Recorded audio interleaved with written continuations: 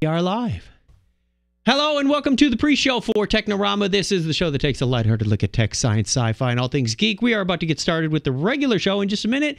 We just have our usual advanced things. So thank you for joining us. Hopefully we'll have some live people here soon. I am going to do a quick share. That is a right post. Here we go. We have one viewer. Is that you, Craig? Maybe. I'm Chuck Tomasi. Joining me as always is Craig Stepp from South Carolina. I am in sunny but dark because it's night, Phoenix, Arizona. Here we go. Here we go. Again. There. And if you are watching this later, one of the things you can do that is absolutely free to help this show in immense ways is to just share the post and let others know. Fly your geek flag. How's that? That's right. That's good. Okay, so I need to pull up the control panel. Oop, not there. So that we can see what's going on. We've been on for about a minute, and so far nothing's happened. I'm trying to mute my phone, so... Oh, that's a good idea. Let's mute the phone. See? Here, listen. Yeah, don't play the audio at the same time. Yep, I got to do that too. Volume down. There we are. Yeah, one live viewer. We'll keep an eye on the comments as we go. I wish I could pause the video. All I want to see is the comments going by. I thought there was a way to do that, but I'm thinking of Google Hangouts. So, never mind. What do you say we get going with a real show?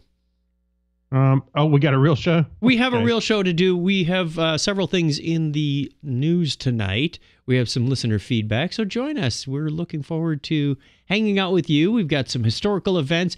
If you are new to Technorama, this is a show like none other. None other. None other. Give you a bit of a historical reference. Years ago, we recognized that there were lots of podcasts out there about Microsoft, Apple, Google, and they did it very well. We took a niche approach and took those crazy stories. Well, not all of them are crazy stories. Many of them are scientifically interesting to us, or just tech news, nerd stories of things that are coming up or have recently happened, discoveries in science that have taken place. But there are some other strange stories that just catch our attention that may not make it on others. Yes. I was thinking of the stories with scientific merit, like NASA and their poop issue.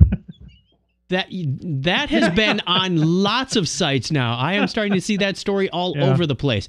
Okay, that was last week. We are on to this week. So let us begin. I'm going to hit record. If you're not familiar with this, I'll mention it again later, but we do offer this as an audio-only podcast, which comes out the Wednesday after we broadcast this. So we are here usually Sunday nights at about 9:30 Eastern Time. We apologize for the slight delay this time. We had some technical issues to resolve. Apparently, there was an IP address change somewhere in the internet ecosystem that caused us a bit of a delay. But we are all up and running, and it is time to hit the big red record button for the audio podcast. And here we go. In 3, 2, 1.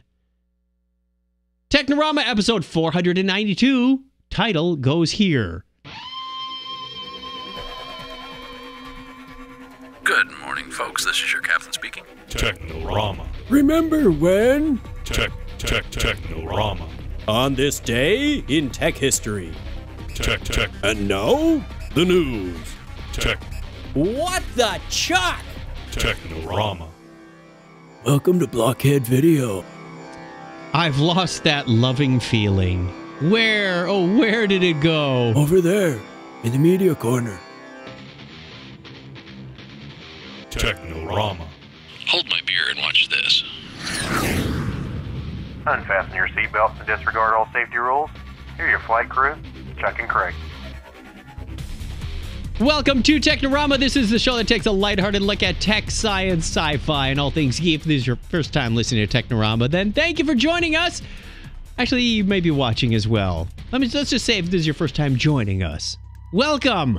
If you are returning, welcome back. We appreciate giving us your time once again. I am Chuck Tomasi in Phoenix, Arizona, and joining me all the way from South Carolina is Craig Stepp. How are you, Craig? Your audio blitzed out a little bit. No, we're losing you, Craig. All I got out of that was I'm.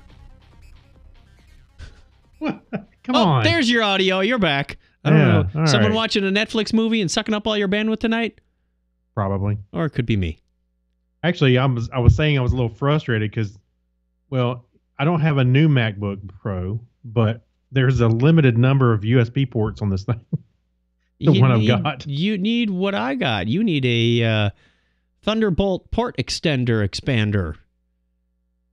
It's about $300. You hook it up to a Thunderbolt port. It gives you 5 more USB, a couple more Thunderbolts, HDMI, all kinds of good stuff. It's a wonderful thing. It is pretty cool. I am looking for like a little, like you said, what'd you call it? The port. You got a port extender, right? Yeah.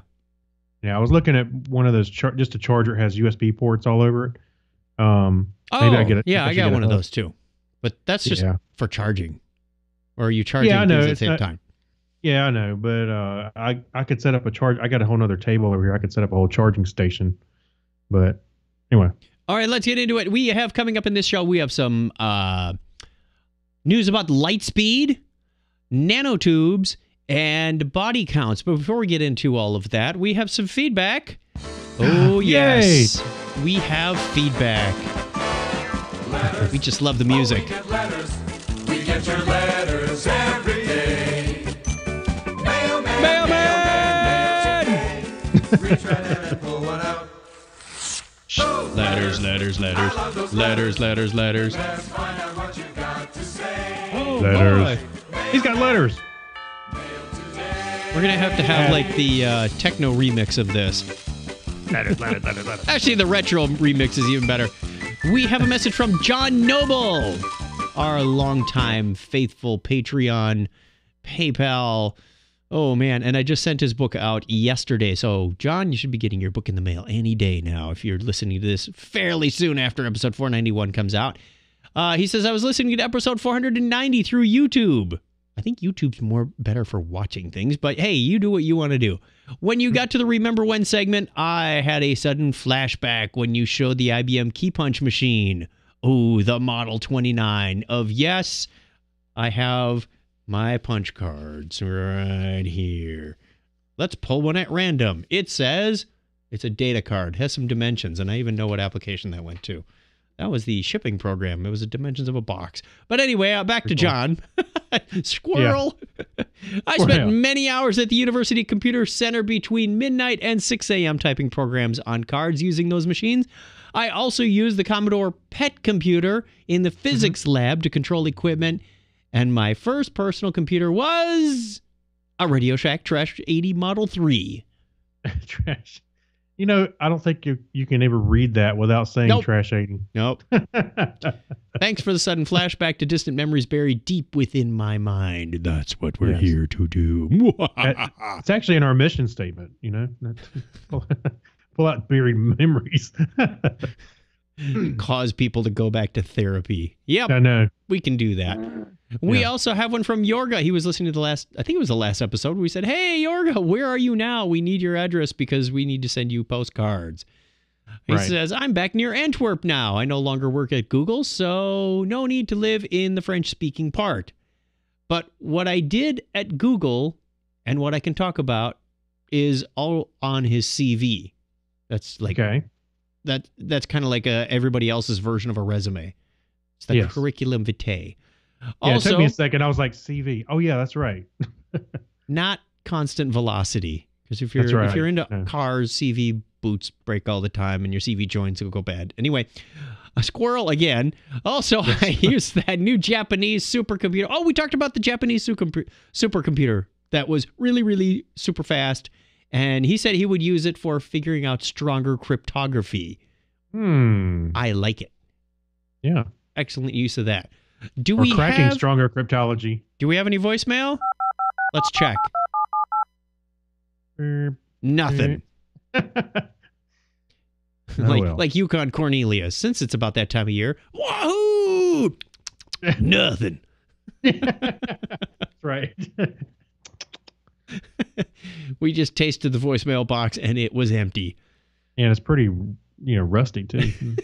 Please send us some voicemail. Call the listener line at 707-530-2428. That's 707-530-CHAT. We need a musical jingle so it sticks in people's minds better. Well, I heard that every time we get a voicemail, an angel gets the swings. Just saying. Wow. There must be like 2 angels in heaven. They are rocking out. That's rocking out. Send us some more. Give an angel its wings, and we're going to do the history thing. That almost rhymed. On this day in history for December 7th, 2016, this is the 341st day of the year in the Gregorian calendar. Oh, there are sadly only 24 days remaining in 2016. Wow. It is coming up quick, folks. And then we get to start the big numbers again on the other side of that equation. It was on this date in 1732 that the Royal Opera House opens at Covent Garden, London, England. And it was 229 years ago today, Delaware becomes the first state to ratify the United States Constitution. Also today in 1869, American outlaw Jesse James commits his first confirmed bank robbery at Gallatin, Missouri. Oh, it was like yesterday. Remember his first bank robbery? And it wasn't the last. And also on December 7th, 1917, as part of World War I, the United States declares war on Austria-Hungary. I'm hungry. It was this date in 1930 that W1XAV in Boston, Massachusetts telecast video from the CBS Radio Orchestra program, The Fox Trappers. The telecast also includes the first television commercial in the United States, an advertisement for I.J. Fox Furriers, who sponsored the radio show. And it was 75 years ago today that the Imperial Japanese Navy carries out a surprise attack on the United States Pacific Fleet and its defending Army and Marine Air Force bases at Pearl Harbor, Hawaii. Also, December 7th, 1963, Instant Replay makes its debut during an Army-Navy football game in Philadelphia, Pennsylvania, United States. Now we got it everywhere. It's called TiVo. Now we only allow, you have to throw a red flag and you charge a timeout. Yeah, that's right. I do that at my wife. Hey, I got to rewind that. Yeah. Anyway, April 17th, the last Apollo moon mission is launched. The crew takes the photograph known as the Blue Marble as they leave the United States, as they leave Earth on this date in 1972. Where were they going? I guess they did live in the United States, yes, right? Technically they did. It was that same date in 1982 in Texas. Charles Brooks Jr. becomes the first person to be executed by lethal injection in the United States. And it was also on this date in 1995 that the Galileo spacecraft arrives at Jupiter a little more than 6 years after it was launched by the space shuttle Atlantis on mission STS-34. Galileo, Galileo, can you do the fandango? Hey, we were just talking about Thunderbolt, weren't we? Thunderbolt of lightning. Yeah. Anyway, that same date in 1999, the Recording Industry Association of America sues the peer-to-peer file sharing service Napster, alleging copyright infringement. And also on this date in 2015, the JAXA probe Akatsuki successfully enters orbit around Venus 5 years after its first attempt. Happy birthday goes out on this day to Persian astronomer and author Abdallah Rahman al-Safadi. Born in this date in 903. That's wow. Born December 7th, 1810, German physiologist and biologist Theodor Schwann. Might be Theodor Schwann, but we'll go with that. Theodor. Leopold Kronecker, the Polish-German mathematician and academic, was born 193 years ago today. And Croatian mathematician, physicist, and academic Danilo Blanyusa. Blanyusa? Okay, there we go. Blanyusa. I don't know how to do the S with the little thing. It was born on 113 years ago today, or is that a typo? No, that belongs there. Okay. American voice actor and singer Clarence Ducky Nash. He did the voice of Donald Duck for years and years for Disney. He was born on this date in 1904. And also born on December 7th, 1905, Dutch-American astronomer and academic Gerard Kuiper. I can't even say it. Kuiper, yes, Kuiper. thank you. Kuiper. Wow. Oh, we boy. both got it wrong. Now you screwed me up. It's the Kuiper belt, that thing that holds up Yes. Kuiper's pants. Yeah, that's right. American actor Ted Knigget was born in this state in 1923. You got to read it like Ted Knight. And American actor Jeffrey Wright is 51 today. Among other roles, he plays Bernard in HBO's Westworld. I'm not giving a spoiler alert on there. Oh, you mean like Ted Knight as in American actor Ted Knight was American born actor. on this date in 1923. Also born the same in the Hall day. of Justice. The same day. Well, if you ask for it, why not? Anyway. Also born that same date in 1989, English actor Nicholas Hoult. He plays the Beast in the X-Men films. And also turning 27 today is American actor Caleb Landry Jones, played by Banshee. What? Played Banshee, Owen. He played Banshee. X-Men. I gotcha. Whoops. I thought I said played by, and then never mind. Well, let's get through the birthdays real fast. Birthday calendar says December 7th is Peter, a.k.a. Zipster from Zip & Co. podcast in Dorset, UK. The 8th is two birthdays, Dan D. Man and Gideon, a.k.a. Michael H. Steve Kite, Big Unit 62, is on the 9th.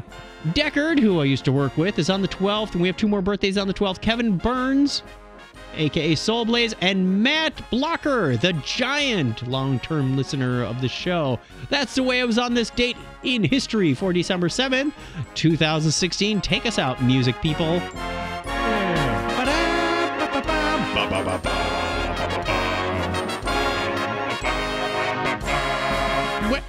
Where did you go? I'm just getting my charger, so my I phone thought you were doesn't die. marching off the screen, too. Yeah, I was doing my thing. Hey, don't forget you can subscribe to our calendar. We are adding things all the time, and it's easier than ever now that I've written an app for it. Go to chuckchat.com/Technorama and look at the right side banner. We have a calendar there. You can subscribe to it, and then you will know what we know when we know it. Hey, you know what's funny is Matt Blocker, he has his website on there, thegiant.us. Yes? Well, I clicked on it just to see if it was still active. And of course, it says buy this domain now for only $999. Wow. So, no, it's not active. Come on, man. Darn it. Okay. Actually, I think in some ways our birthday calendar is becoming a graveyard of websites. Could be. Who likes good news? Everyone? I do. Then I good do, news, I do. everyone. I do. Well, this is news from last week that some of you may have heard, but I'm going to throw it out there anyway. Modern science assumes that the speed of light has always been the same. Researchers have suggested that this seeming constant may have changed over time. However, now they have a way to find out whether or not it's true. Professors João Migaio, oh boy, and Nayesh Ashfordy have developed that's harder than the scientific names, have developed a prediction that should test for changes in light speed. They've given the fluctuations in density in the early universe detected through cosmic background radiation an exact spectral index number based on the theory that light was much faster in the first seconds following the Big Bang. I was much faster when I was young, too. If future measurements of the index line up with this number, they'll support the notion that light speed has shifted. It's not as bold of a prediction as you might think. Existing estimates have spectral index at 0.968, which is just close enough that the scientists could be right if there's wiggle room. Okay. The challenge, of course, is collecting data with high enough accuracy that you can make a definitive call. There's no guarantee that this will happen anytime soon. If the variable light speed concept is ever proven right, though, it would change our understanding of how the universe expanded. Right now, the constant speed theory doesn't give enough time for light to have traveled to where it is in the cosmos, evening out the universe's energy. Super fast light. Isn't that the Flash? The Flash. Would fill in that gap and force scientists to rethink early existence.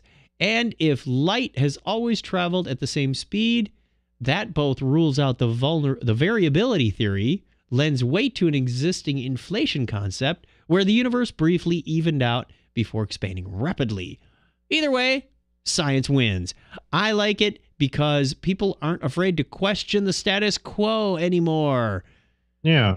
Actually, when I read that how powerful gravity is or can be in the universe besides just here, we got it here and everywhere, like a black hole kind of thing. I was thinking, I wondered if that would speed up or slow down the speed of light. Gravity? Well, it can bend light. I don't know if it speeds it up or slows it down. That's what I'm saying.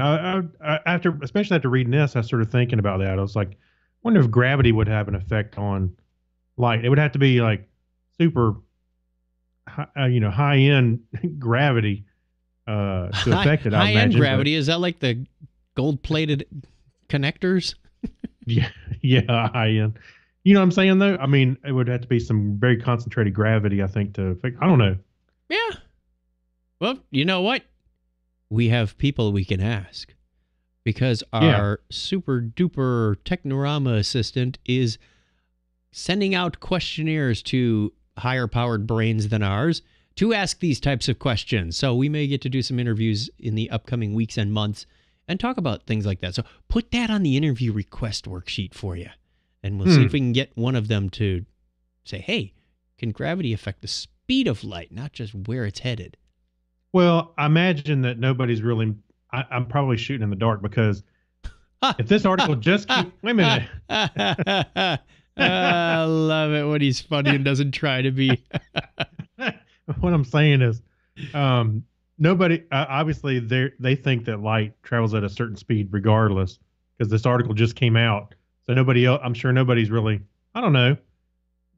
Is it a thing? I don't know. Well, the other question is what does it mean to us today? If we can find out if the universe expanded at a different rate, obviously it sounds like it adjusts the age of the universe. It could, yeah. But what does that mean to me, Chuck Tomasi? How does that affect me in my day-to-day life? Your career is over. I should have died 6 millennia ago. We're adjusting for inflation. We'll have to do like the Gregorian calendar did, and we'll just take out a few days in October or September, whenever it was. All right. Fred We Smith. are going to take my buddy Fred Smith, the chat room, he said powdered gravity from concentrate. Oh, powdered. I read that a little too quickly. That's good. Just add Hawkins, says Clinton. That's right. So thank you. We have Mike Wills and Tim Elliott and Fred Smith and Gary Lindros. Lots of familiar names in here. Thank you for watching. Thank you for contributing and being in the chat room. We will give you, well, we just did give you a shout out, but we'll give you a smiley face too. Here, a thumbs up. There we go. I'm giving some love. We're going to take a quick break. We'll be right back with some more Hacks and Strange Stories, one of my favorite segments in the whole show, because this is where it really goes off the rails many times. We'll be right back.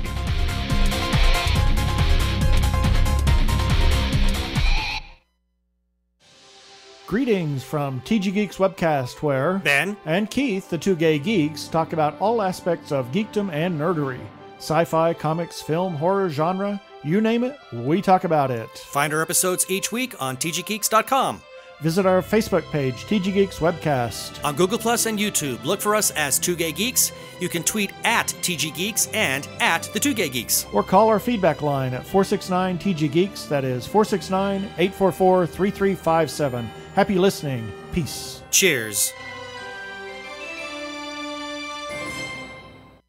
Hey, this is Neil Grayson. I play Douglas Fargo on Eureka, and you're listening to Chuck and Craig.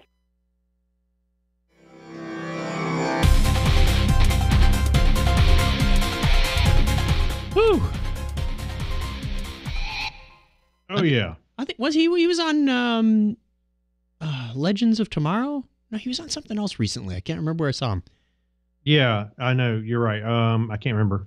Anyway, we're also going back and watching Grimm and Supernatural.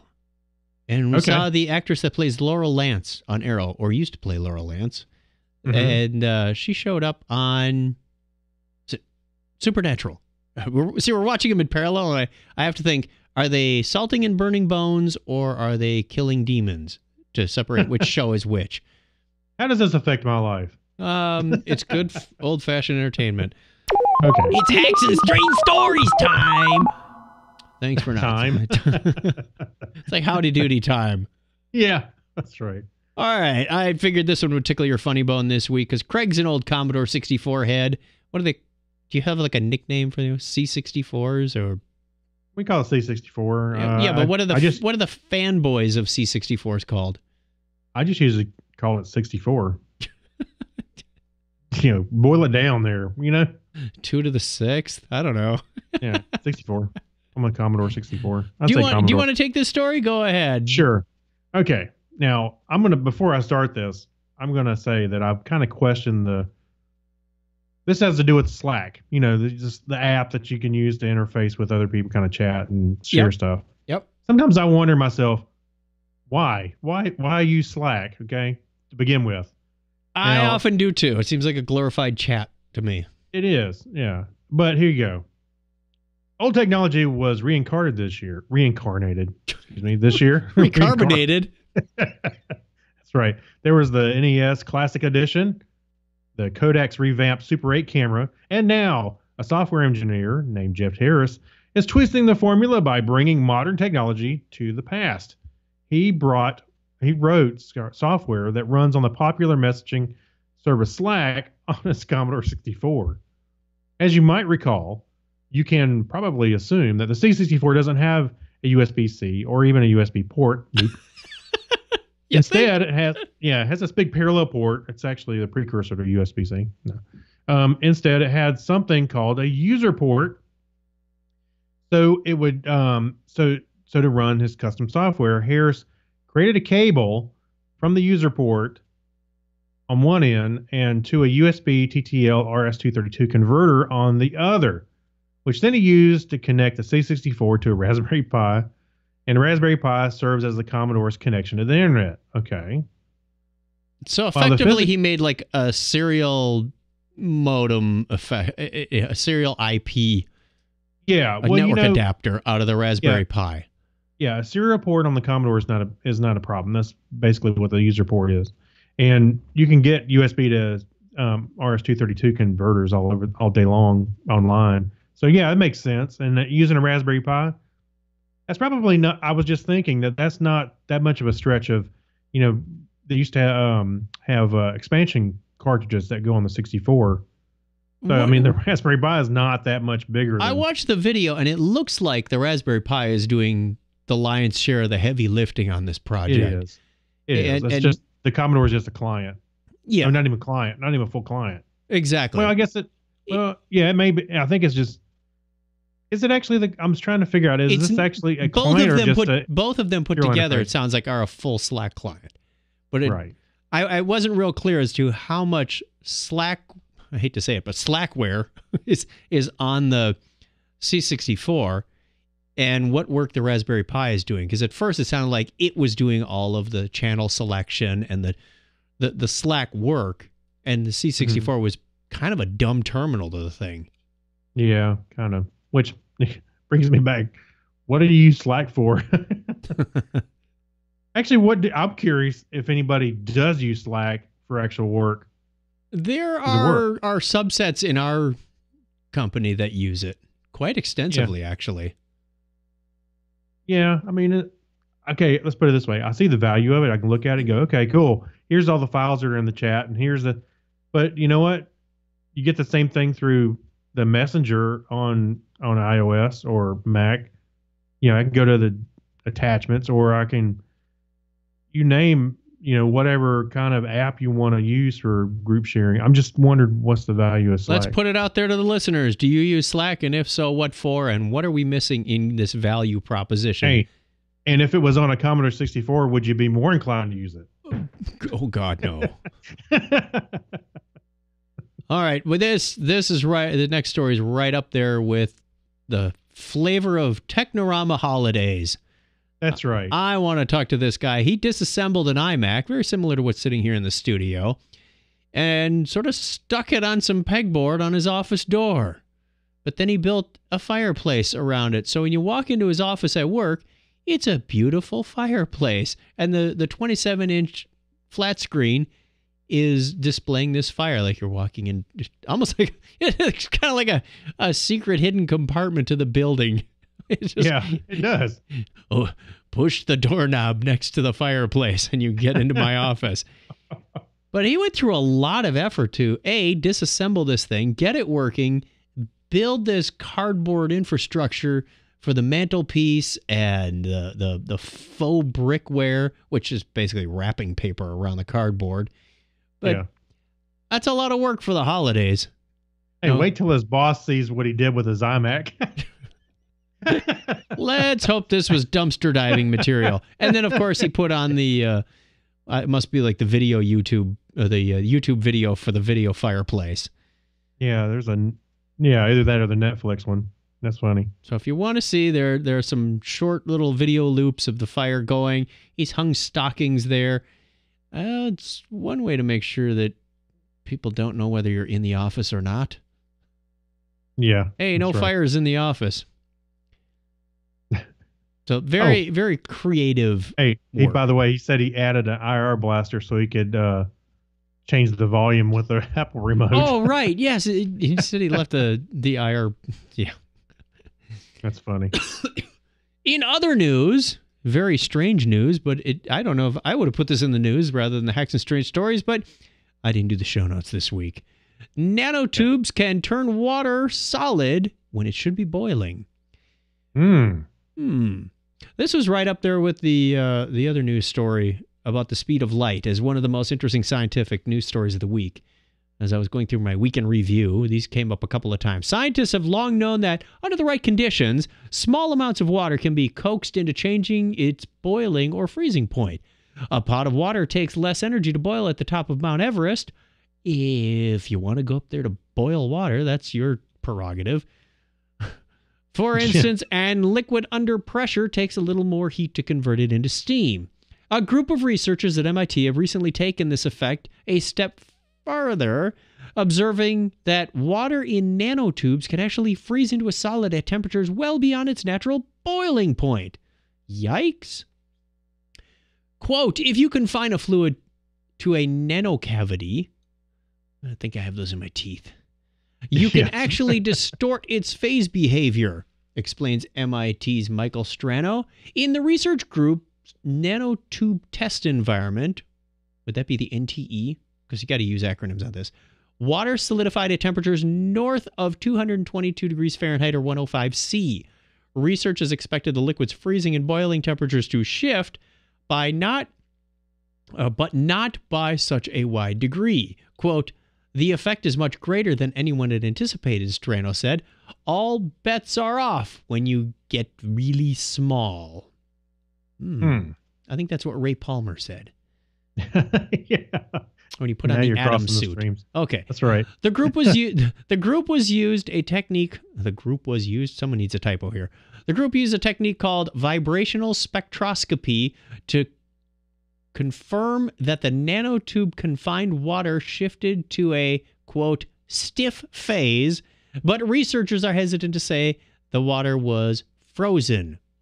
Better call Elsa.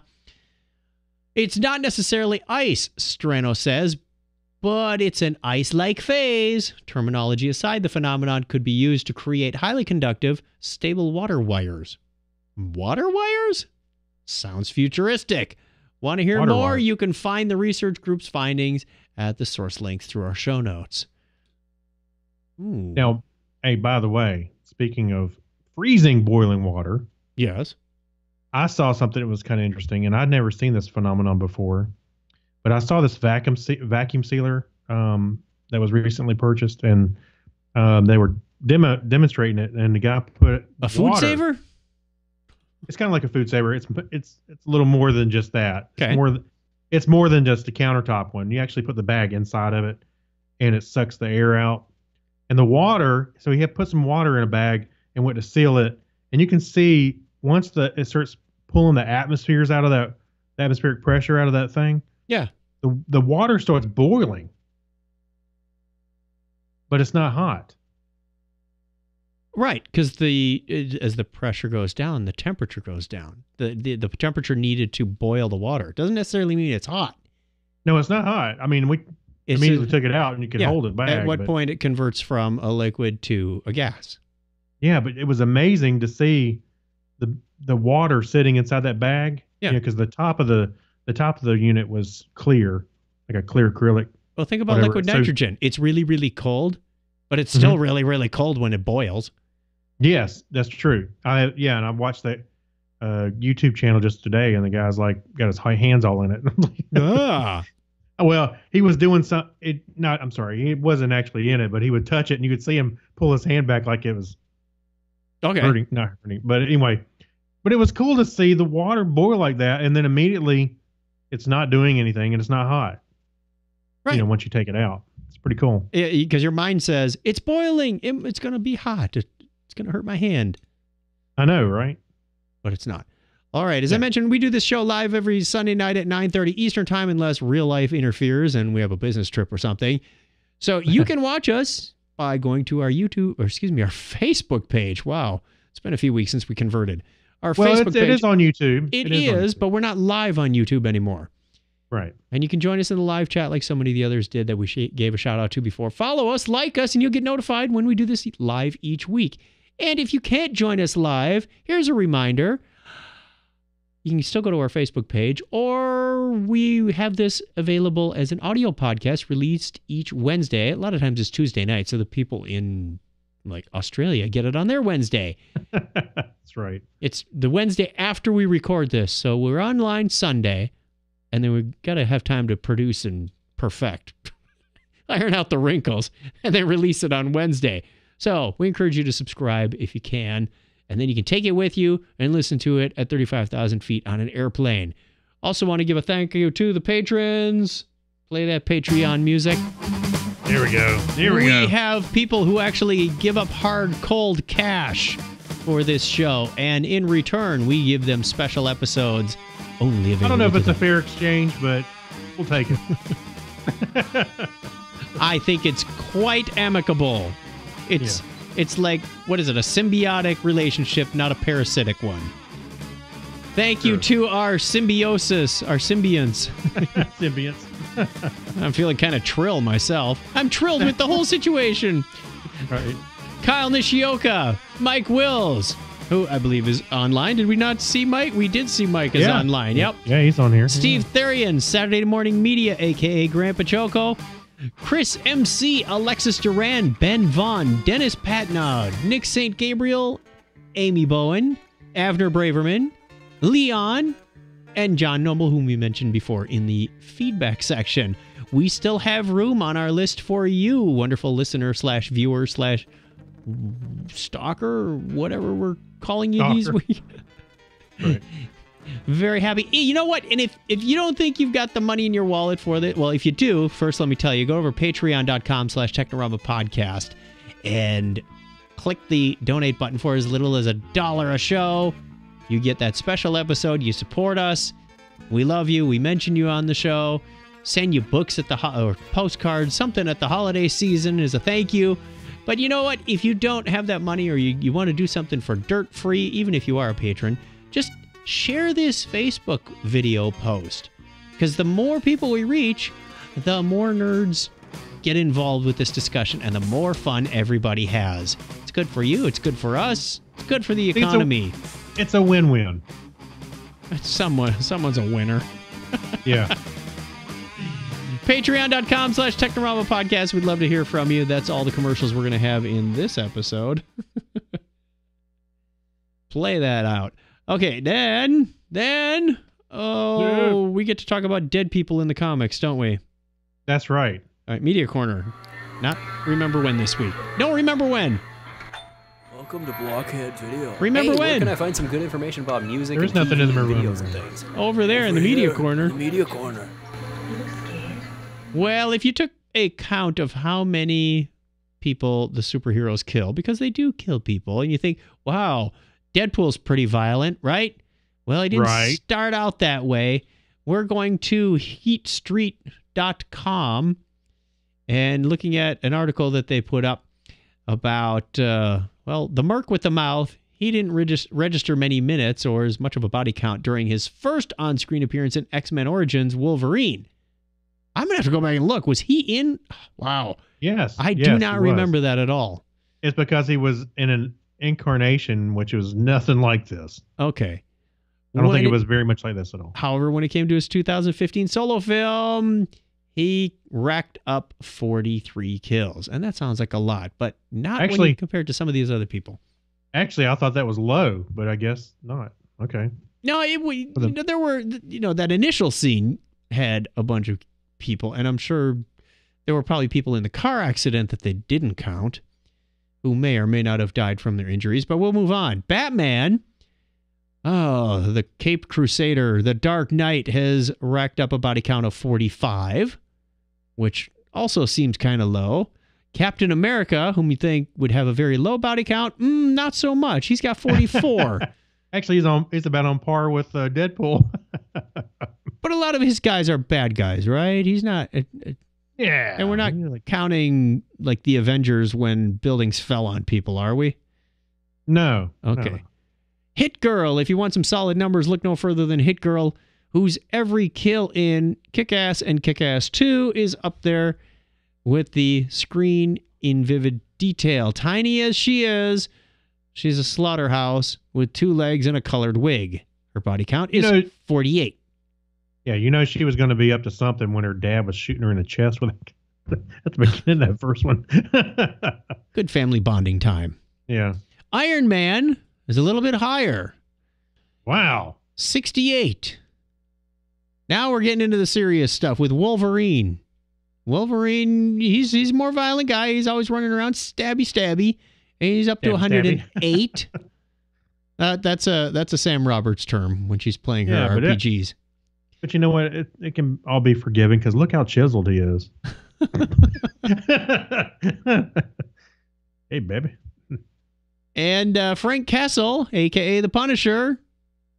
He's, if we count The Punisher 89, 2004, and Warzone in 2008, we're up to 167. But the all-time winner, we need some really cool music for that. I just don't have it with me. Let me see. Nope. It's not going to do it. Darn it. The all-time winner with the count of tens of millions, or maybe even more, is Ozymandias from The Watchmen. Remember, he kind of took out, about a fifth of the population of the world? Yeah. Oh, boy. And that rounds out our superheroes. And he was okay with it. Yeah, that's the sad part. He was doing the world a favor, bringing them peace. What is the cost of peace? Well, apparently it's pretty high. Sociopath. Well, and then nobody else has to die. Let's turn to the Geek Library. Stick in the Super Friends. A little early again. Yeah. Hey, you know what, Chuck? It's okay. It happens to most guys. All right, then twice. Just because I'm that kind of guy. There you go. It's the Nerdy Gift Guide for 2016. And I put this in there for a reason. It's almost it is the holiday season? Well, remember last time we asked people what was on your Geek Christmas list.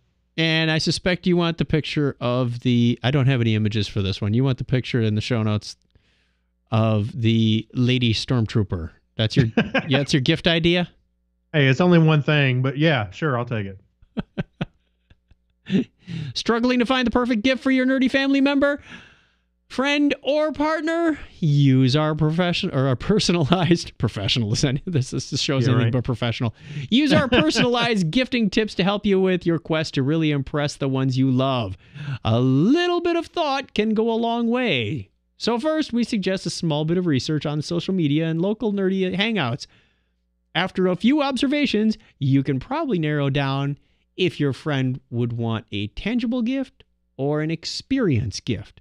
Use this nerdy gift guide for all your gamer, techie, comic book nerd friends. They have things in here like a drone. Drones are cool, and you can get them for like $40 now. Not too bad. However, You know what? I'm Hey, going to counter you know what? Yeah, go ahead. I would love a drone, but I want one that can shoot HD video. When you start talking about where would you fly this? Because the restrictions are getting more and more tight on when and where you can fly these things. You can fly them everywhere. It doesn't matter. You can't fly them at the Grand Canyon. You can't fly them in your backyard. You can't fly them in a park. You can't fly them where there's people. You can't fly them where there's planes. You can't fly them where it's getting. I said I wanted one. I didn't say I wanted to. I don't know. There's lots of places I'd fly it. Up in the mountains. I don't know. You're right, though. From an HD video standpoint, this would be cool. See, I want one, but when you start talking about HD video or whatever, you start getting into $500 on up. I'm like, it's just, I don't know. Especially the cool ones like that. So get a $40 drone and duct tape a GoPro to it. You're better off. Well, you see in the picture, that little black one that folds up right there? That's awesome, but it's like $1,000. It's that little, is it a Mavic Pro, I think? Something, I don't know. Anyway. If you want tangible gifts like toys, in the past, Craig has sent me things like the DeLorean. Yeah. Which I happen to have here. You can also get things like the Firefly cargo crate. It's got the Serenity and some of the characters from the show in there. Yeah, I'd love that. Or an R2-D2 bento box. For gamers, an Xbox gift card would be great, or a Steam gift card. For your techies, an Amazon Fire Stick, a Kindle, maybe an Echo. We mentioned earlier in the show. We will be coming up with the Echo. I have a great idea for that. What do you mean a great idea for that? I mean, explain yourself, what I meant, Tomasi. the idea of what the guy did in our upcoming article is terrific. What do you do? Oh, I see. With the Echo and the Google Home. Yeah, right. Or how about an experience gift? That means not someone who is experienced, but something you go and experience, like conventions. If you have a nerdy friend who has not been to a con or hasn't been to one in a while, think about things like, the Memphis Comic and Fantasy Convention, Comic-Con San Diego, MegaCon. Look on the internet. There are tons of cons all over the place. One probably not far from you, of varying size and capacity. I was surprised when I lived in Appleton to find out there were cons in Appleton or Green Bay. There just aren't. They weren't very large, but they were a lot of fun. Kitsune Con is in Appleton, which is all about anime and manga. Arcades. When's the last time you've been to an arcade, Craig? What? Oh, wait a minute. We went to one not too long ago. Did you? They're kind of a retro movement. They're becoming more popular again. Yeah, like vinyl. If you're in San Diego, try out Coin Op or Emporium Arcade in Chicago. We're going to have to see if we can go to Coin Op. We went to one. Where was that? Isn't there an arcade museum in Vegas? Weren't we planning on going to that? Yeah, there was one in Vegas we yet to go to. Okay. But we saw that on the way out of town, didn't we? It's not far from the MGM. There's one in San Francisco on the near the bay. That's the arcade museum. Yes, there's one there. Once upon a time in 2009, I have audio that I am still looking for somewhere in this studio on a CD-ROM far, far away. And if I ever come across it, I will produce that. It's probably the oldest piece of recorded audio that I have not released on this show yet, and there are still a few. You're gonna sound like a little teenager. Hi, today we're here to look at the audio museum, from 2009. Oh, it was when I went out and did the National Park Service podcast training. Yeah, that's right. But what I'm trying, it's killing me now. We went somewhere and I was amazed at all the games they had. I don't know. I'll figure it out later. Dragon Con. They had some. Yeah, they did have some there. When we could finally get out of the place. Or into the place. and they changed it in the middle of the night. They walled up a whole section, I swear. Yeah, it's like we were given something to go to sleep and we wake up and the walls moved, or like Labyrinth. Or Hogwarts. Yeah, the stairs moved. I swear we took a left here and a wall, but there wasn't a wall here yesterday. Anyway, we have one last thing we want to close you with, and this is a man who took a Google Home, which is, the you can talk to it, ask questions, play music, do searches, buy things, and an Amazon Echo, which is like this. I think he's in the video. It's got an Echo Dot, which is the short version. Mm-hmm. Yeah. And he put appointments on his calendar. And here, let me just play it for you. This is pretty rich what he does. He starts out with Alexa. Alexa, what's on my calendar tonight? Tonight, there is one event. At 6 p.m., there's Hey Google, what's on my calendar tonight? And that wakes up You have a calendar entry today at 6 p.m. The title is Alexa, what's on my calendar tonight? Tonight, there is one event. At 6 p.m., there's Hey Google, what's on my calendar tonight? You have a calendar entry today at 6 p.m. The title is Alexa. And it pretty much goes around and around like that. Yeah, that's funny. Tonight, there is one event. At 6 And then the earth implodes. Hey, do you use Siri a lot? Once in a while. If it's something I don't really know what I'm searching for, or I'm too lazy to go to Wikipedia manually, I'll just ask Siri, when did Galileo die? Somebody says, how old was he when he died? And we'll say, so I'll just pick up the phone and ask, hey Siri, how old was Galileo when he died? And it'll do the search for me. That's about the extent of what I use Siri for. Yeah. No, I was just curious. How about you? Oh, you just got an iOS iPhone. You were talking about it on the last show, and it took a whole extra day, and Craig was texting me every 5 minutes. Still waiting. I'm still waiting for a phone. Why is my phone here? I hate it when it says out for delivery, and you're like, okay, well, it was actually delayed an extra day. I don't know why. It's just, I refreshed the UPS page, and it said Tuesday. I went, what? Come on. Anyway. Especially when you're waiting for something so exciting. Yeah. Well, using Google voice search and the assistant. Yep. I think I got more use out of that than I did Siri. I think Siri's a little slower when just holding the button and trying to talk to it, or say, I'm not going to say it right now because the phone will act up or will pick up. But I think that the Google Assistant is much quicker as far as just, operation than Siri. But I do use them a lot when somebody says, hey, can you do this on Tuesday, or I got to do something on Tuesday. It's easier to put a calendar appointment in by speaking it than actually typing it out. Yeah, it is. I mean, I use the speech to text all the time. Yes. I was scanning business cards, and a couple of them didn't come over so well. I was putting them into Evernote, and the title would be all jumbled together or something, and or didn't come out at all. And I would just put the cursor there, hit the microphone, and say, Director of IT. And it would do the transcription for me. So I use that all the time. Yeah, texting.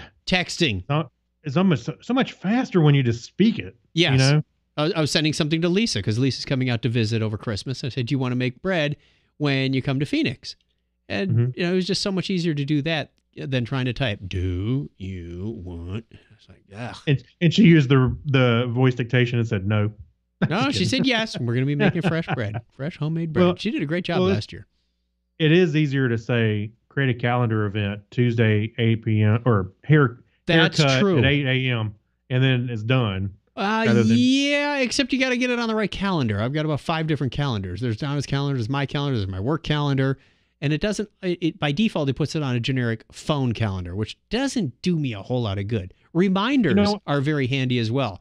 Remind me tomorrow at 9 p.m. when I get home. Oh, blah, blah, blah. That I use all the time. Yep. For reminders. But yeah, adding calendar appointments for sure. And you know what? As a matter of fact, I think on the Patreon show tonight, we're going to talk about using these automated tools. Good idea. Okay, there you go, which will be out Monday for the patrons. Or is it Tuesday? When do the patrons get their thing? Monday. Tomorrow. Okay, Monday. Patrons get, we talk about it second, but they get it first. Sure. Time warp. Okay. That's right. Our question of the week for you, for the public. This is not Patreon people. This is everybody. We want to know, what do you think wearables of the future will be like? Because the wearables market is somewhat declining of late. It started out real promising, and a lot of people wear them. I think it's a very specialized market. that certain people have a need for, a use for, and there are certain devices that lend themselves well, or certain functionalities that lend themselves well for wearables. But where do you see them in 5 years or 10 years? I know, on my ankle. I don't know. Pierced ear. Yeah, pierced ear. I'm gonna have some earrings that vibrate whenever I get a text message. your Bluetooth headphones can just be right there all the time. That's right. If you had wait, did you just come up with the idea of pierced earrings that vibrate? Yes. Oh, that would rattle your brains. Your fillings would fall out. I know. I'm just. Could you imagine talking to somebody and you see their earlobes shaking back and forth? Hey, baby, that's kind of hot. Dude, what's wrong with your earlobes? Anyway. All right, that takes us to the end of the show. We want to hear from you. There's the music. We want to hear from you. Once again, the listener line is 707-530-2428. Give us a call on the listener line if you've got comments. We want to know about what you think wearables will be like. We want to know what you think of the boiling, freezing water wires stuff we talked about earlier. You can find us on the social interwebs. Technorama Podcast on Facebook, Twitter, and YouTube, and all that other good stuff. Oh, email us if you want to. Also, share this video, please. If you got this far in the Facebook video, congratulations. We applaud you. But also, do us a favor and just give it a quick share. The more we reach, the better off we all are. Support us. If you want to be a Patreon person, lots of good benefits in there. Good for you, good for us. We already did that thing. A comment on the iTunes store is always appreciated. And we're going to close with Craig giving us a binary high five like we always do. Go for it. 101. I don't know why I'm pointing at the webcam, but I'm doing it. And there's the stop. So we are done. That's our show. That's how we do it every week. If that's your first time, it's a lot of fun. We now have to go and record a short little second show for our Patreon people. Thank you for joining us, Facebook people. It has been a whole lot of fun, and we look forward to seeing you next week. If we don't see you soon or talk to you, have a wonderful holiday season. Merry Christmas. Happy Hanukkah. Festivus, Kwanzaa, whatever it is you celebrate, even if you don't celebrate anything, just have a good old week, and we'll talk to you later. Yeah. Bye. Bye, y'all.